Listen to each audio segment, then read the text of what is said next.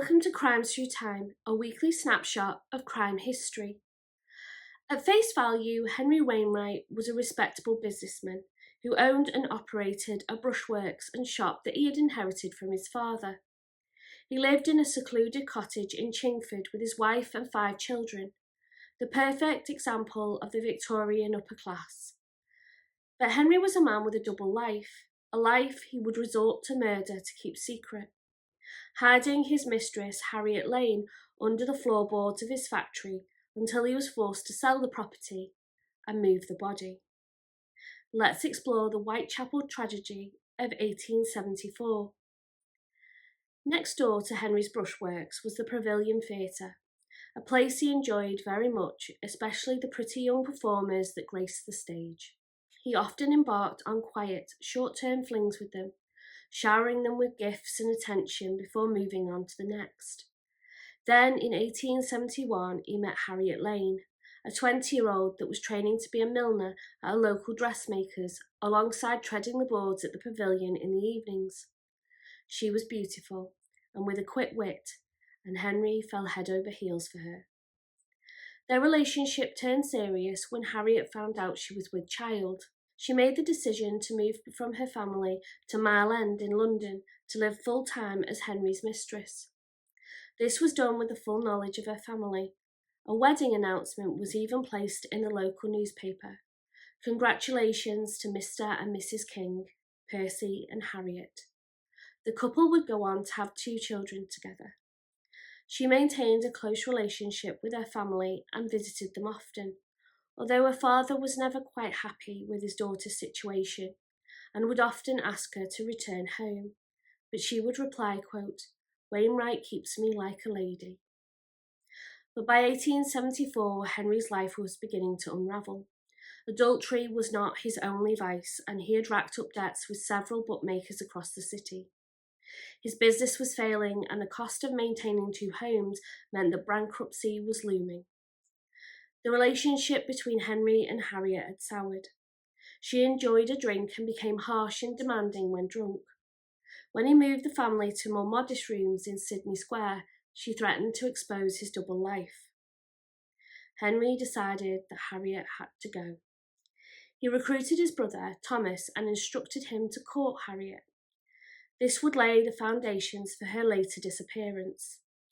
Now, whether Thomas knew that he was involved in a murder plot or not is unclear. But Thomas began to woo his brother's mistress using the alias Thomas Frank. Weirdly, this was a real name of an auctioneer that was an acquaintance of both the brothers. Harriet and her new beau started to exchange letters. At 4 p.m. on the 11th of September 1874, Harriet left her children with her friend Mrs. Wilmore and told her and her family she was meeting Edward at 215 Whitechapel Road. Later that day, workmen would hear gunshots. They had a brief look around and could see nothing out of place, so didn't think to report it. Some days later, Henry visited Mrs. Wilmore and showed her a letter he had received apparently from Harriet.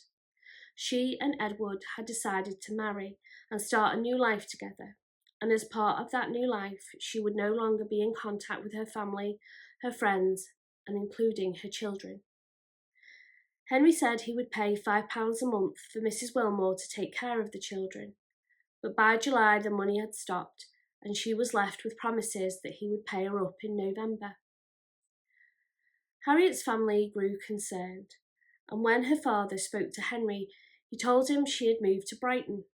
In October, Mrs. Wilmore received a telegram, supposedly from Edward Frank, saying, quote, "We are just off to Paris and intend to have a jolly spree."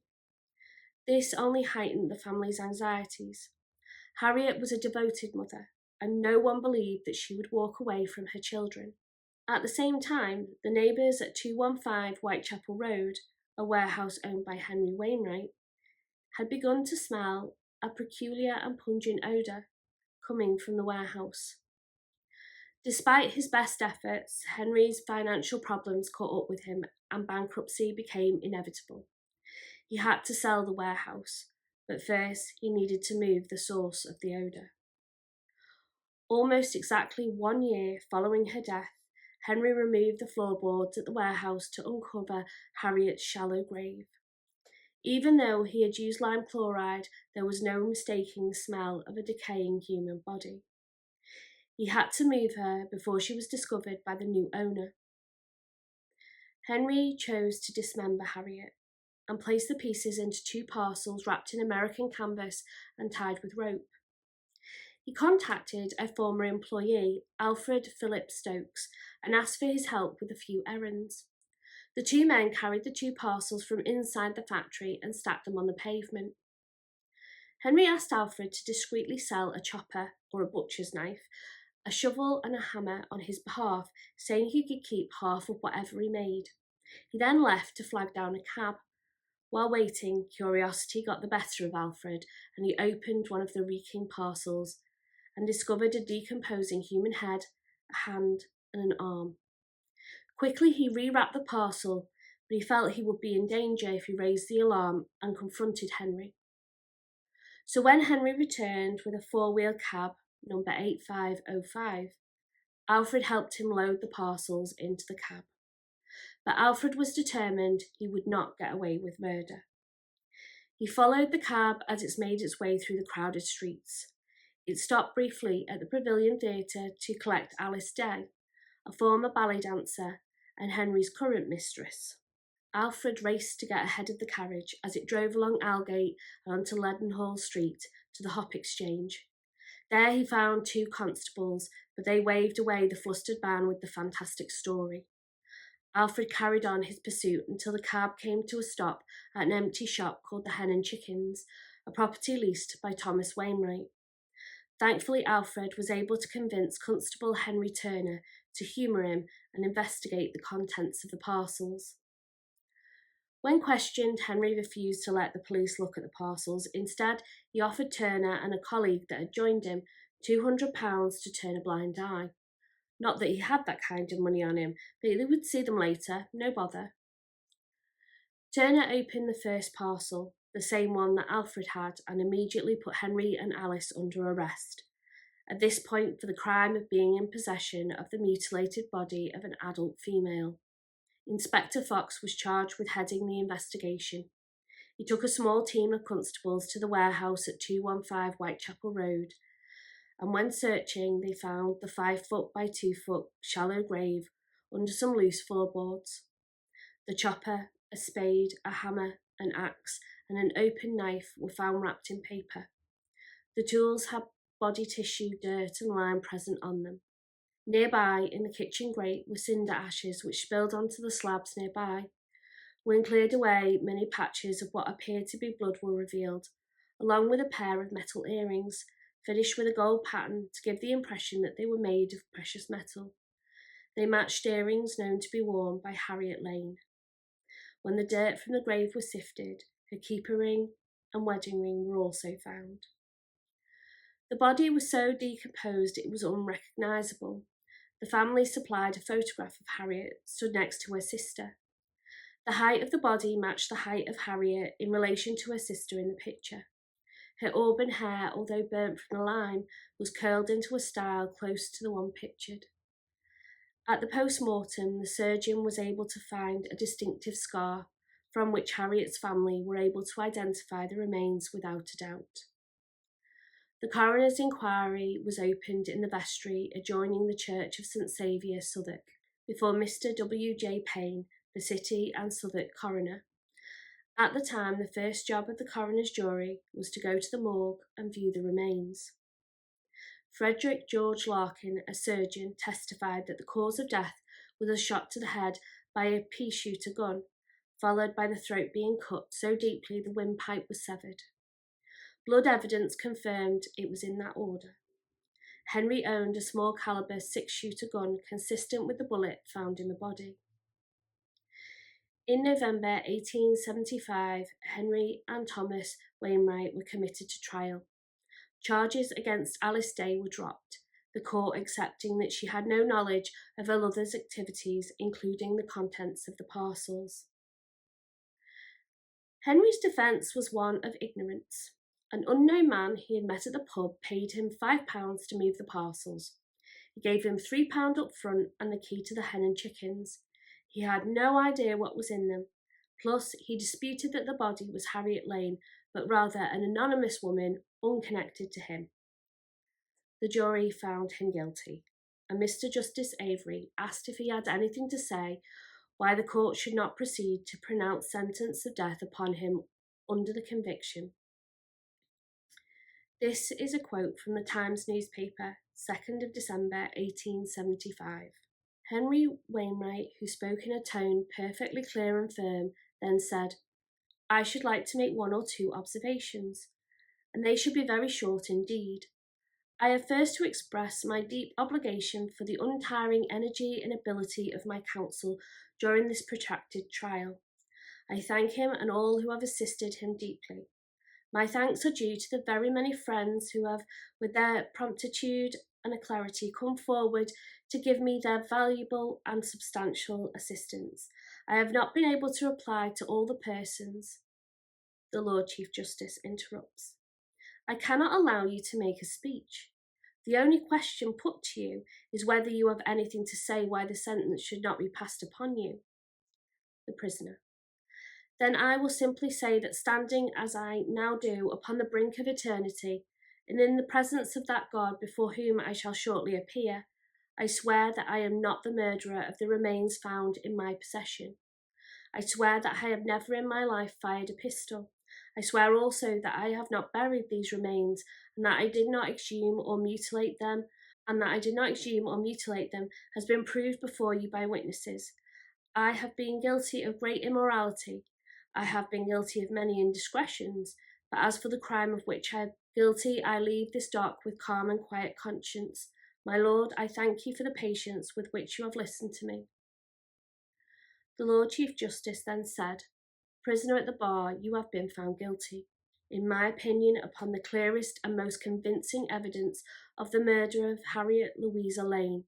No one, I think, who has heard this trial can entertain the slightest shadow of a doubt of your guilt, and I can only deplore that, standing as you surely are upon the brink of eternity, you should have called God to witness the rash assertions which have just been issued from your lips. There can be no doubt that you took the life of this poor woman, and who has been on the closest and most intimate terms of familiarity and affection with you, and with who is the mother of your 2 children. You lured her into this lone warehouse. The revolver was not there before, and must have been taken there for the purpose with which she was slain. The grave was dug there for her remains, which were those that you were removing when you were arrested. About that no one can entertain a shadow of a doubt. It was barbarous, cruel, inhumane, and a cowardly act.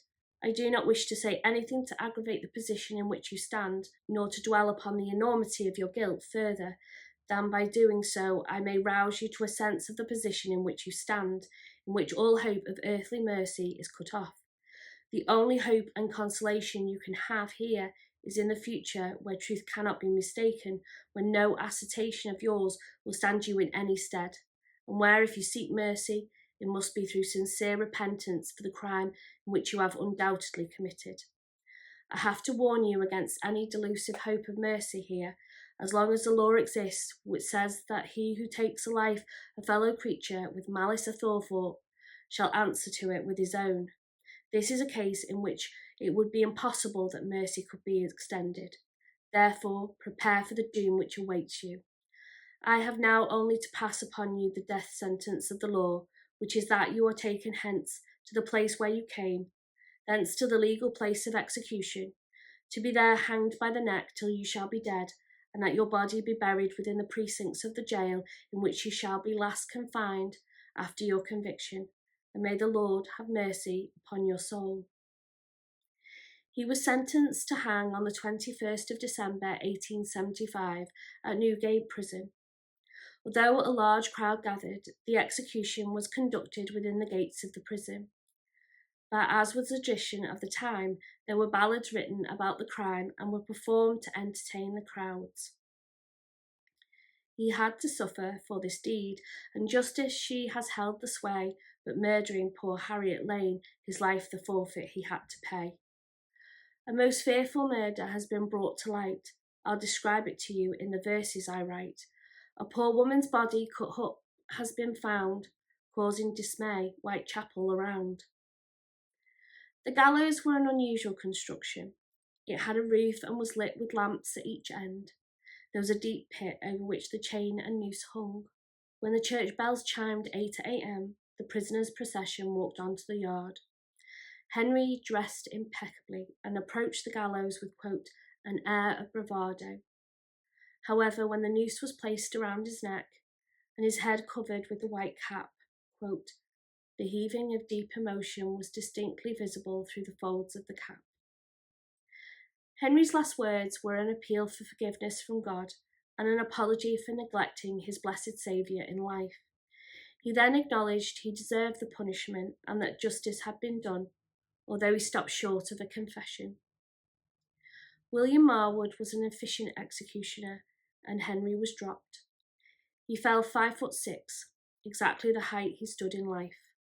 Unfortunately, Henry, quote, died hard, and it took a while for him to pass.